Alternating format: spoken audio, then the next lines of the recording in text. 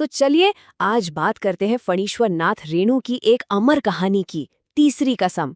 हाँ, वही कहानी जिसे मारे गए गुलफाम के नाम से भी जाना जाता है। ये कोई आम कहानी नहीं है, ये एक ऐसा एहसास है जो सीधे दिल में उतर जाता है।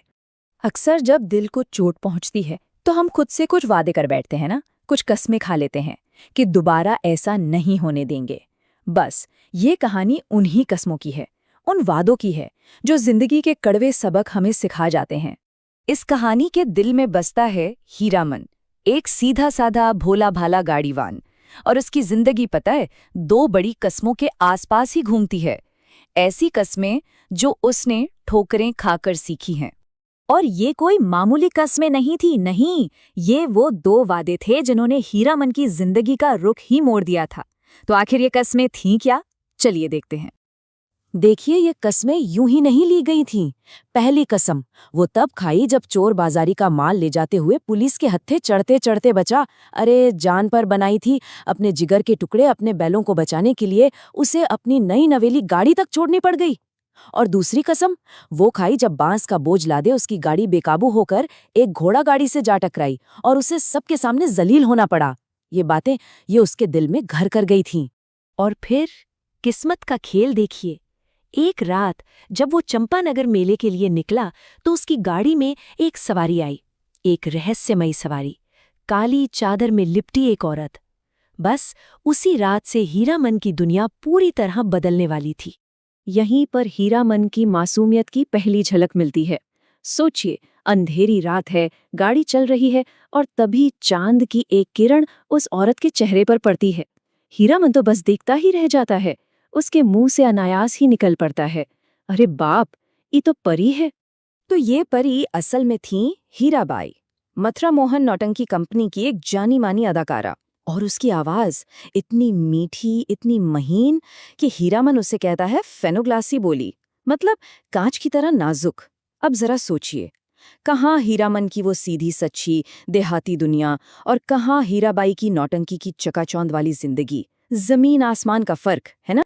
और उस 40 कोस के लंबे सफर में ना एक बहुत ही पाक, एक बहुत ही मासूम सा रिश्ता पनपने लगता है। हीरामन की गाड़ी चंपा के फूलों की महक से भर जाती है। वो उसे बुरी नजरों से बचाने के लिए गाड़ी पर पर्दा डाल देता है, उसे महुआ घटवारन की कहानी सुनाता है, अपने गीत सुनाता है। और हीराबाई उसकी इस सादगी, इस भोलेपन पर जैसे फिदा हो जाती है। हीरामन के लिए तो अब वो कोई आम औरत थी ही नहीं, वो तो एक देवी बन चुकी थी। लेकिन ये खूबसूरत सपना ज्यादा देर नहीं टिकता। जैसे ही उनकी गाड़ी फारबिसगंज के मेले की भीड़भाड़ में पहुंचती है, हीरामन का बनाया वो सपनों का महल हकीकत की जमीन पर आ गिरता है, जोर से। फर्क देखिए, हीरामन की नजरों में वो एक देवी थी, एक परी थी, लेकिन मेले की दुनिया के लिए वो बस एक कंपनी की औरत थी। एक ऐसी औरत जिसके बारे में लोग तरह तरह की गंदी भद्दी बातें करते थे। और यही टकराव हीरामन के दिल को तोड़ देता है। यही इस कहानी का असली दर्द है। और ये टकराव तब अपने चरम पर पहुंचता है जब नौटंकी के शो में कुछ लोग हीराबाई पर फप्तियां कसने लगते हैं। बस हीरामन से ये बर्दाश्त नहीं होता। वो अपनी देवी का अपमान नहीं सह सकता और अपने दोस्तों के साथ मिलकर उसकी इज्जत बचाने के लिए लड़ पड़ता है। अब कहानी अपने सबसे भावुक मोड़ पर आ जाती है। आखिरी पर्दा उठने वाला है। हीराबाई को ट्रेन से जाना है और हीरामन वो उससे आखिरी बार मिलने, उसे विदा करने स्टेशन पहुंचता है। वो जो पल है ना, वो दिल को चीर कर रख देता है। हीरामन एक उम्मीद लेकर वहां जाता है, लेकिन हीराबाई का मैनेजर उसके हाथ में किराया और बख्शीश थमा देता है। उनके उस पाक रिश्ते को एक पल में सौदेबाजी में बदल दिया जाता है। ट्रेन की सीटी बजती है, हीराबाई हाथ हिलाती हुई दूर चली जाती है और हीरामन उस भीड़ में अकेला, बिल्कुल अकेला रह जाता है। और जाते जाते हीराबाई के आखिरी शब्द वो हीरामन को उसी की सुनाई कहानी याद दिलाती है। कहती है, महुआ घटवारिन को सौदागर ने खरीद जो लिया है गुरुजी। मतलब जैसे उस कहानी में महुआ अपनी किस्मत की गुलाम थी, वैसे ही वो भी है। कितनी बेबसी है इन शब्दों में। और फिर हीरामन अपनी खाली गाड़ी लेकर लौट पड़ता है। दिल टूटा हुआ है और उस टूटे दिल को आगे और चोट न लगे, इसके लिए वो खुद से मन ही मन में एक आखिरी वादा करता है। यही है कहानी की तीसरी कसम। एक ऐसा वादा जो एक बहुत ही खूबसूरत लेकिन अधूरे एहसास की राख से जन्मा है। तो सवाल ये उठता है कि सालों बाद भी ये कहानी हमें इतनी अपनी क्यों लगती है? इसमें ऐसा क्या है जो आज भी दिल को छू जाता है? चलिए इसके सार को समझते हैं।